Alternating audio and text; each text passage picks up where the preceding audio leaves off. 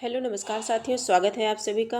मित्रों, हम सभी यूपी टीजीटी पीजीटी बिहार शिक्षक भर्ती टीआरई 4.0 को ध्यान में रख करके कुछ प्रश्नोत्तरी लगा रहे हैं।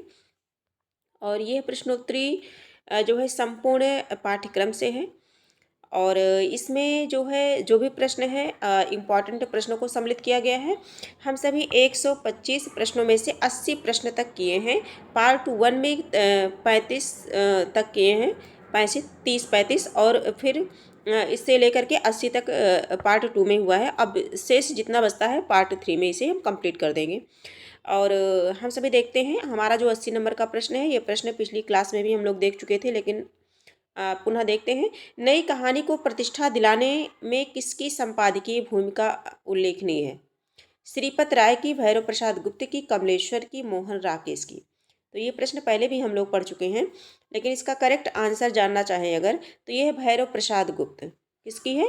भैरव प्रसाद गुप्त की। तो करेक्ट आंसर इसका जो है 80 हो जाएगा। अगले प्रश्न पर हम चलते हैं, प्रश्न संख्या 81। नई कहानी की विशेष उपलब्धि किस क्षेत्र में रही है? नई कहानी की विशेष उपलब्धि किस क्षेत्र में रही है? बदलते सामाजिक पारिवारिक रिश्तों के चित्रण में, बी ऑप्शन है महानगरीय संत्रास के चित्रण में, सी है व्यक्ति के अकेलेपन के चित्रण में, डी है राजनीतिक मोहभंग के चित्रण में। तो चारों ऑप्शन में से हमें बताना है 81 का जो करेक्ट आंसर है। तो 81 का जो करेक्ट आंसर है बदलते सामाजिक पारिवारिक रिश्तों के चित्रण में। तो इस प्रकार से करेक्ट आंसर हमारा 1 हो जाएगा, यानी कि ए ऑप्शन हमारा राइट हो जाएगा। अगले प्रश्न पर चलते हैं, प्रश्न संख्या 82 देखते हैं। आधे अधूरे नाटक, इंपॉर्टेंट नाटक है। आधे अधूरे नाटक की सावित्री के दुख का मूल कारण क्या है? स्वयं सावित्री की मानसिकता, अपने अनुरूप पति का ना मिलना, दूसरे पुरुषों की ओर दौड़ना, पति और बच्चों से अपेक्षित सहयोग ना मिलना। तो इसका जो करेक्ट आंसर होगा 82 का करेक्ट आंसर हो जाएगा। इसका जो करेक्ट आंसर होगा 82 यानी कि 82 का स्वयं सावित्री की मानसिकता। करेक्ट आंसर हमारा ए हो जाएगा, स्वयं सावित्री की मानसिकता। 83 नंबर के प्रश्न को देखते हैं। अनामिका नामक नाट्य संस्था से जुड़ा हुआ निर्देशक कौन है? 83 नंबर का प्रश्न है। तो ओम शिवपुरी, स्वर्गीय सत्यदेव दुबे, मोहन महर्षि, श्यामानंदन जालान। तो इसका जो करेक्ट आंसर होगा ये होगा डी वाला ऑप्शन हमारा सही होगा, श्यामानंदन जालान। ठीक है। अगला देखेंगे 84 नंबर के प्रश्न को देखेंगे। निबंध कृति आलोक पर्व के रचनाकार कौन है? निबंध कृति आलोक पर्व के रचनाकार, तो विद्यानिवास मिश्र, हजारी प्रसाद द्विवेदी, प्रभाकर माचवे, कुबेरनाथ राय।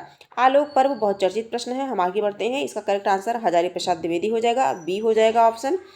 आगे हम सभी देखेंगे 85 नंबर के प्रश्नों को देखेंगे। हरिशंकर परसाई के व्यंग्यात्मक निबंधों का लक्ष्य इनमें से क्या है? विसंगति को उजागर करना, हास्य प्रदान करना, पाठक की भाव जड़ता को तोड़ना, वास्तविक स्थिति का चित्रण करना। 85 नंबर का जो प्रश्न है ये है, इसका जो करेक्ट आंसर होगा विसंगति को उजागर करना। ये हमारा किस ऑप्शन में है? ए, विसंगति को उजागर करना। करेक्ट आंसर हमारा ए हो जाएगा। अगले प्रश्न पर चलते हैं, प्रश्न संख्या 86, 86। इनमें से कौन निराला के समर्थक आलोचक हैं? इनमें से कौन निराला के समर्थक आलोचक हैं? ऑप्शन ए है डॉक्टर नगेंद्र, बी है नंदुलारी वाजपेयी, सी है डॉक्टर रामविलास शर्मा, डी है शांतिप्रिय द्विवेदी।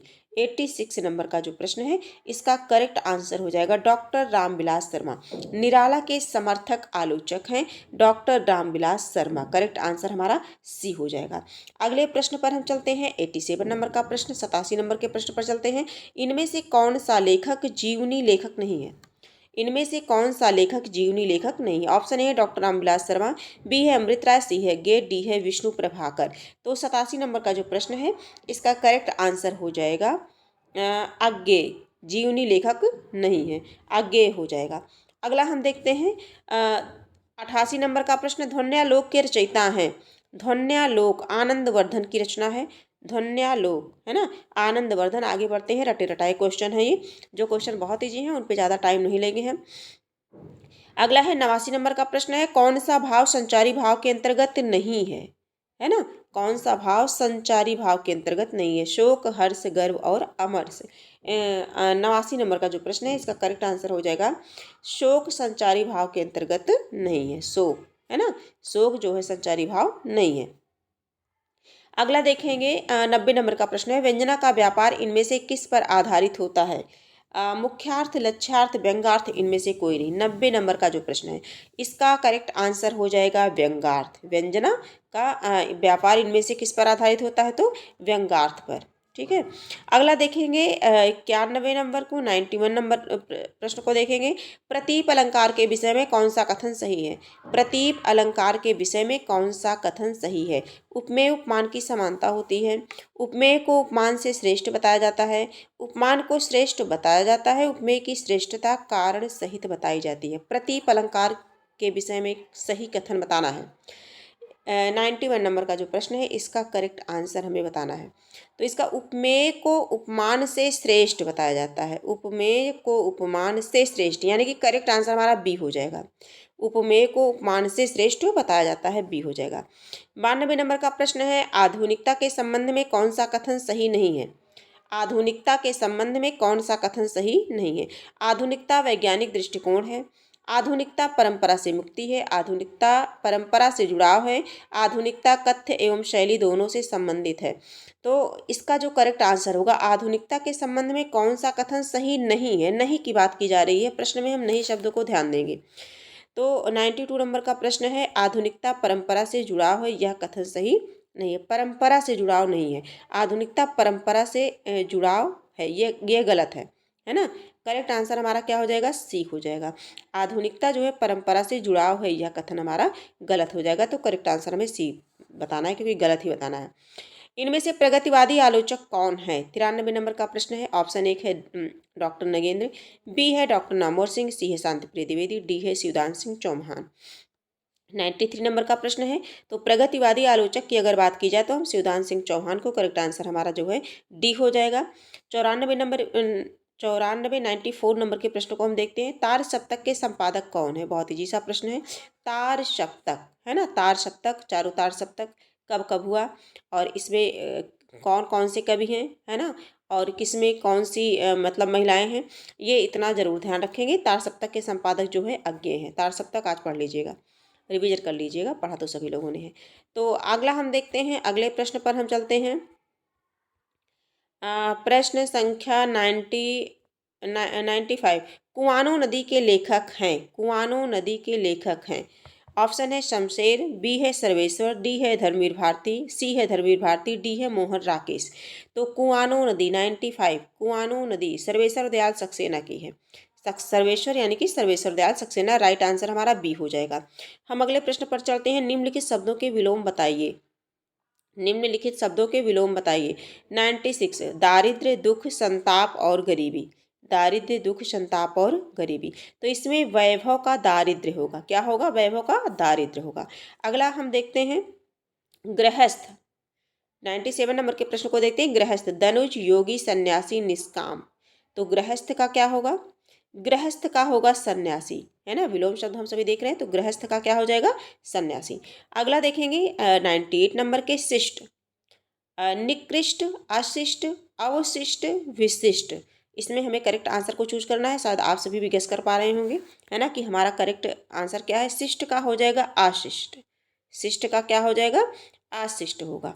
आगे हम देखेंगे सहोदर, सहोदर का देखेंगे कुधर, अधर, अन्योदर, परोदर। ठीक है। तो 99 सहोदर का क्या हो जाएगा? अन्योदर हो जाएगा, अन्योदर, यानी कि जो है करेक्ट आंसर हमारा सी होगा। अगले प्रश्न पर चलते हैं। प्रश्न संख्या 100, कनिष्ठ, कनिष्ठ का क्या होगा? ज्येष्ठ, जेठ, उत्कृष्ट, निकृष्ट। कनिष्ठ का क्या होगा? 100 का कनिष्ठ का हो जाएगा ज्येष्ठ, कनिष्ठ का क्या होगा? ज्येष्ठ। करेक्ट आंसर ए हो जाएगा। अगला देखेंगे अधोलिखित विकल्पों में शुद्ध वर्तनी बताइए। जमींदार, जमींदार, जमींदार और जमींदार। तो इसमें हमें करेक्ट बताना है, हमें वर्तनी शुद्धि से संबंधित इसमें प्रश्न बना है, 101 नंबर का प्रश्न है। इसमें हमें बताना है, तो जमींदार होगा, ये होगा जमींदार, है ना, जमींदार। तो करेक्ट आंसर हमारा क्या हो जाएगा? बी हो जाएगा। अगला देखेंगे चिरंजीवी। इसमें हमें बताना है कि लिखा ये शुद्ध कैसे होगा चिरंजीव का। तो चिरंजीव इस तरह से लिखा जाएगा, चिरंजीवी। ठीक है, चिरंजीवी इस तरह से। तो इस तरह से किसमें है? इस तरह से अगर ऑप्शन में देखा जाए तो चिरंजीवी है ना, तो इसमें तो कोई नहीं दिख रहा है। करेक्ट आंसर हमारा इस तरह से लिखा जाएगा, चिरंजीवी। आगे हम बढ़ते हैं। हितैषी 3 नंबर का प्रश्न है, हितैषी। तो हितैषी तो सभी परिचित है ना, ऐसे लिखा जाएगा हितैषी, हितैषी। तो इसमें करेक्ट आंसर डी हो जाएगा। अगला देखते हैं 4 नंबर का पूजनीय। तो पूजनीय नहीं ना होकर के पूजनीय होगा। करेक्ट आंसर हमारा क्या हो जाएगा, सी हो जाएगा, है ना। अगला देखेंगे 5 नंबर का अन्वेषण। अन्वेषण, अन्वेषण किस तरह से लिखा जाएगा, ये है ऑप्शन में हमारा अन्वेषण। तो इस तरह से अन्वेषण, ये हमारा शुद्धवर्तनी है अन्वेषण का, है ना। तो इस तरह से ये वाला सी वाला आंसर हमारा सही हो जाएगा। अगला है 6 का है, अधोलिखित विकल्पों में तद्भव शब्द बताइए। मुँह, कोकिल, फाल्गुन और भिक्षा। इसमें तद्भव शब्द बताना है हम सभी को। तद्भव शब्द क्या है, मुँह है। करेक्ट आंसर हमारा ए हो जाएगा। अगले प्रश्न पर चलते हैं। आश्रम, प्यास, प्रांगण, उद्वेग। तद्भव शब्द इसमें भी बताना है। 7 नंबर का प्रश्न है, तो प्यास हो जाएगा। क्या होगा, प्यास। करेक्ट आंसर बी हो जाएगा। 108 नंबर के प्रश्न पर चलते हैं। निर्झर, बक, पितृ, सावन, है ना। 108 नंबर, तो इसमें क्या हो जाएगा, सावन हो जाएगा, है ना। करेक्ट आंसर हमारा डी हो जाएगा। अगला हम देखते हैं, जो हमारा अगला प्रश्न है 109 नंबर के प्रश्न को देखते हैं। अनपढ़ व्यक्ति, गंवार व्यक्ति, एकमात्र सहारा, असमर्थ होना, अंधे की लकड़ी। अंधे की लकड़ी, एकमात्र सहारा, यानी कि करेक्ट आंसर हमारा सी हो जाएगा, अंधे की लाठी या अंधे की लकड़ी। अगला देखेंगे 110 नंबर के प्रश्न को। कागज काला करना। कागज काला करना, बेकार की बातें लिखना, निरक्षर होना, मूर्खता प्रदर्शित करना, पत्र लिखना, है ना। तो 110 नंबर का जो प्रश्न है, इसका करेक्ट आंसर हो जाएगा बेकार की बातें लिखना। ये करेक्ट आंसर ए हो जाएगा, बेकार की बातें लिखना। कागज काला करना यानी कि बेकार की बातें लिखना। घा का उच्चारण स्थान है।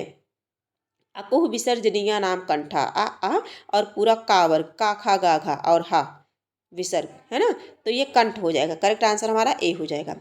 अगला हम देखेंगे स्त्रीत्व शब्द में कौन सी संज्ञा है। स्त्रीत्व, स्त्रीत्व, स्त्री नहीं, स्त्रीत्व, है ना। 112 नंबर का प्रश्न है, तो इसका जो करेक्ट आंसर होगा भाववाचक संज्ञा हो जाएगी हमारी। ये क्या है, भाववाचक। करेक्ट आंसर सी हो जाएगा। 113 नंबर के प्रश्न को देखेंगे। स्त्रीलिंग शब्द कौन सा है। शील, शक, शराब और शहद। स्त्रीलिंग, शराब, शराब, है ना, शराब पी जाती है, शराब। तो करेक्ट आंसर हमारा सी हो जाएगा, स्त्रीलिंग। जब भी पुल्लिंग स्त्रीलिंग आए तो कम से कम उसे वाक्यों में जो है प्रयोग करके आप अगर देख लेंगे तो काफ़ी हद तक सही हो जाएगा। पुल्लिंग शब्द का चयन कीजिए। संतान, विजय, शक्कर और वर्णन। इन चारों में से बताना है पुल्लिंग शब्द हमारा कौन है। 114 नंबर का प्रश्न है, तो वर्णन, वर्णन की जाती है नहीं बल्कि वर्णन किया जाता है ना। करेक्ट आंसर हमारा डी हो जाएगा। 15 नंबर के प्रश्न को देखेंगे। आदर शब्द से विशेषण बनेगा। आदरणीय बनता है। क्या बनता है, आदरणीय। आदर शब्द से विशेषण क्या बनेगा, आदरणीय बनेगा। अगला देखते हैं 116 नंबर के। तरणी, नाव, युवती, नदी, सूर्य। सबसे पहले हम देख लेते हैं निम्नलिखित शब्दों के पर्यायवाची शब्द बताना है। तरणी का पर्यायवाची क्या होगा, तरणी। तरणी किसका पर्यायवाची है, सूर्य। तो करेक्ट आंसर हमारा डी हो जाएगा। व्योम, है ना, किरण, अग्नि, आकाश और वृक्ष। व्योम, व्योम का पर्यायवाची क्या होगा, आकाश। करेक्ट आंसर हमारा सी हो जाएगा। दिनकर, प्रभाकर, जलधि, पयस और नभचारी। 118 नंबर का प्रश्न है, इसका करेक्ट आंसर हो जाएगा प्रभाकर। करेक्ट आंसर ए हो जाएगा, प्रभाकर। अगला देखते हैं 19 नंबर का प्रश्न है। दास, श्रमिक, तात, भृत्य, निशाचर। अब इसमें क्या होगा, 119 नंबर का प्रश्न है दास। तो दास का पर्यायवाची जो हो जाएगा वो हो जाएगा भृत्य, है ना। भृत्य यानी कि सेवक, नौकर, भृत्य। करेक्ट आंसर हमारा सी हो जाएगा। 120 नंबर के प्रश्नों को देखते हैं। प्रश्न संख्या 120, कुछ ही प्रश्न है हमारे पास। जो है 125 कंप्लीट होने में 120 पहुँच ही गए हैं। हाँ, 120 देखेंगे। मारुत, मारुत का पर्यायवाची शब्द है वायु, पृथ्वी, तालाब, देवता। मारुत 120 नंबर का। तो मारुत किसकी है, मारुत, मारुत वायु, समीर, पवन, है ना, ये सब इनकी है। आगे देखेंगे जो है करेक्ट आंसर हमारा क्या हो जाएगा, ए हो जाएगा। निम्नलिखित निर्गुण, प्रश्न नंबर 21, ये थोड़ा सा सुमेलित करने वाला है।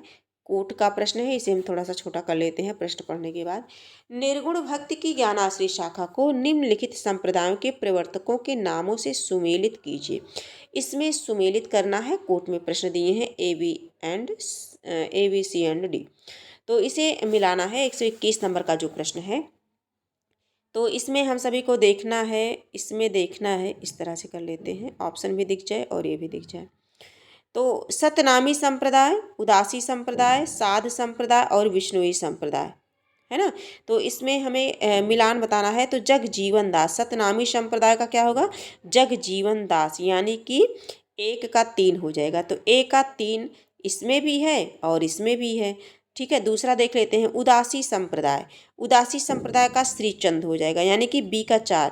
तो B का 4 इसमें नहीं है, ये गलत हो, इसमें नहीं है, इसमें है B का 4, यानी कि हमारा यही सही होगा, लेकिन हम सब मिलान कर लेते हैं। और साध संप्रदाय वीरभान और विष्णुई संप्रदाय जम्भनाथ, इस तरह से हमारा करेक्ट आंसर क्या हो जाएगा, ये हो जाएगा। अगले प्रश्न पर चलते हैं। प्रश्न संख्या 22 देखते हैं। कालक्रम की दृष्टि से रचनाओं का सही क्रम बताइए। कालक्रम की दृष्टि से रचनाओं का सही क्रम बताइए। नवरस तरंग, कविकुल कंठाभरण, अंगदर्पण, सुधानिधि। सुधानिधि, अंगदर्पण, कविकुल कंठाभरण, नवरस तरंग। कविकुल कंठाभरण, सुधानिधि, नवरस तरंग, अंगदर्पण, अंगदर्पण, नवरस तरंग, सुधानिधि, कविकुल कंठाभरण। 22 नंबर का प्रश्न है। इसका जो होगा, सबसे पहले होगा सुधानिधि, सुधानिधि, फिर अंगदर्पण, कविकुल कंठाभरण, नवरस तरंग सबसे लास्ट में, यानी कि करेक्ट आंसर हमारा बी हो जाएगा। 123 नंबर के प्रश्न को देखते हैं। असंगत युग्म का चयन कीजिए। जो असंगत है उन्हें बताना है। कौन सा असंगत है, धनंजय वर्मा, है ना, धनंजय वर्मा।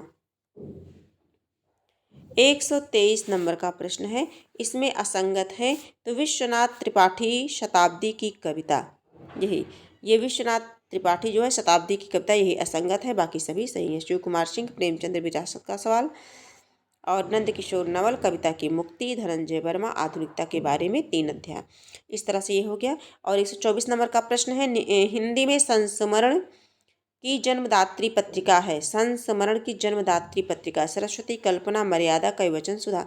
124 नंबर का प्रश्न है, सरस्वती है, क्या है, सरस्वती है। तो करेक्ट आंसर हमारा क्या हो जाएगा, ए हो जाएगा। 125 नंबर का प्रश्न है, जो हमारे इस प्रैक्टिस का आखिरी प्रश्न है ना। तो इसका जो प्रश्न है हमारा, भारतेंदु का निबंध नहीं है, भारतेंदु का निबंध नहीं है।